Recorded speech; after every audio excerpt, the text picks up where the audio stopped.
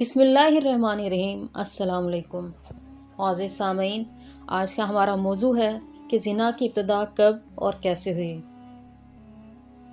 حابیل اور قابیل کے واقعے کے بعد حضرت آدم علیہ السلام بہت مغموم رہا کرتے تھے اور اللہ تبارک و تعالیٰ سے دعا کیا کرتے تھے کہ یا اللہ مجھے وارث عطا فرما۔ چنانچہ اسی دوران آپ کو حضرت شیس علیہ السلام کی بشارت ملی۔ حضرت شیس علیہ السلام جیسے ہی پیدا ہوئے تو حضرت آدم علیہ السلام نے بچپن ہی سے ان کی تربیت پر خاص توجہ دی۔ حضرت شیس علیہ السلام کو تمام معاملات سے آگاہ کیا۔ چنانچہ جب حضرت شیس علیہ السلام جوان ہوئے تو حضرت آدم علیہ السلام نے اپنے بعد ان کو مومنین کا خلیفہ مقرر کیا اور انہیں اس بات کا حکم دیا کہ وہ اپنے بھائی قابیل اور ان کی اولاد سے دور رہیں اور مومنین اور اس کی جماعت کو بھی ان سے دور رکھے۔ پھر اس کے بعد حضرت آدم علیہ السلام کی وصال کا وقت قریب آ گیا۔ حضرت آدم علیہ السلام یہی نصیحتیں کرتے ہوئے دنیا سے کوچ فرما گئے۔ اللہ تبارک و تعالیٰ کے مبارک فرشتے نازل ہو گئے اور انہوں نے حضرت شیس علیہ السلام کو حضرت آدم علیہ السلام کو دفن کرنے کا طریقہ سکھایا۔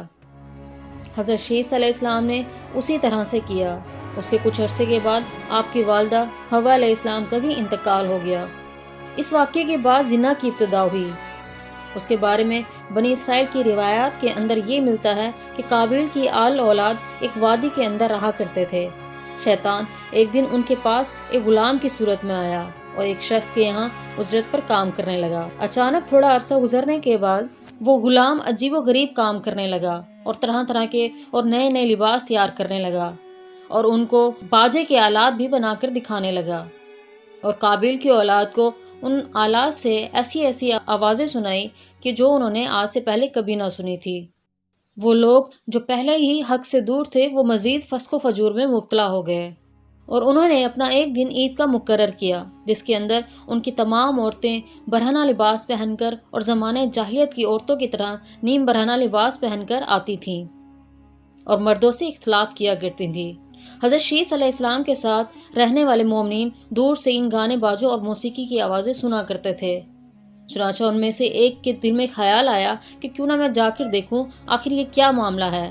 پھر اس شخص نے چوری چھپے وہاں سے ہجرت کی اور عید کے دن جس دن قابیل اور اس کی آل اولاد فسق و فجور میں مبتلا تھے وہ شخص وہاں پر پہنچا۔ اس نے وہاں پر جا کر عورتوں کو دیکھا کہ وہ بہت زیادہ حسین و جمیل تھی۔ اس حوالے سے روایت میں آتا ہے کہ حضرت شیس علیہ السلام اور ان کے ساتھ مومنین کی جو جماعت تھی ان کے مرد بہت حسین و جمیل اور خوبصورت تھے۔ ان کے ساتھ جو عورتیں تھیں بظاہر اتنی حسین و جمیل نہ تھی، جبکہ قابیل کی آل اولاد کے اندر مرد انتہائی بدصورت تھے اور ان کی عورتیں اور لڑکیاں نہایت حسین و جمیل اور خوبصورت تھیں۔ چنانچہ وہ نوجوان ان لڑکیوں کے حسن و جمال سے بہت متاثر ہوا۔ پھر جب وہ شخص واپس آیا تو اس نے چوری چھپے دیگر مومنین کو بھی اس حوالے سے خبر دی۔ پھر آہستہ آہستہ مومنین کے لوگوں میں سے بعض کمزور ایمان والے وہاں سے ہجرت کرنے لگے اور ہجرت کر کے قابیل کی اولاد میں شامل ہو کر وہاں کی عورتوں کے فتنے کے اندر مبتلا ہو گئے اور یوں فسق و فجور کرنے لگے اور آپس میں زنا کاریاں کرنے لگے، جس سے زنا جیسے کبیرہ گناہ کی ابتدا ہوئی۔ ایک روایت میں آتا ہے کہ حضرت شیس علیہ السلام کے ساتھ رہنے والے مومنین کی تعداد بہت کم رہ گئی، جبکہ قابیل کا گروہ بہت زیادہ طاقتور ہو چکا تھا۔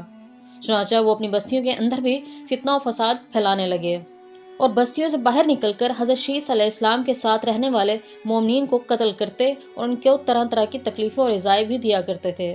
یہ تمام روایتیں بنی اسرائیل سے لی گئی ہیں۔ بنی اسرائیل کی روایتوں کے بارے میں صلی اللہ علیہ وآلہ وسلم نے ارشاد فرمایا، جب تم بنی اسرائیل کی روایات میں سے کوئی روایت سنو تو نہ اس کی تصدیق کرو اور نہ ہی اس کی تردید کرو، بلکہ یہ کہو کہ جو کچھ اللہ تبارک و تعالیٰ نے نازل کیا ہم اس پر ایمان لائے۔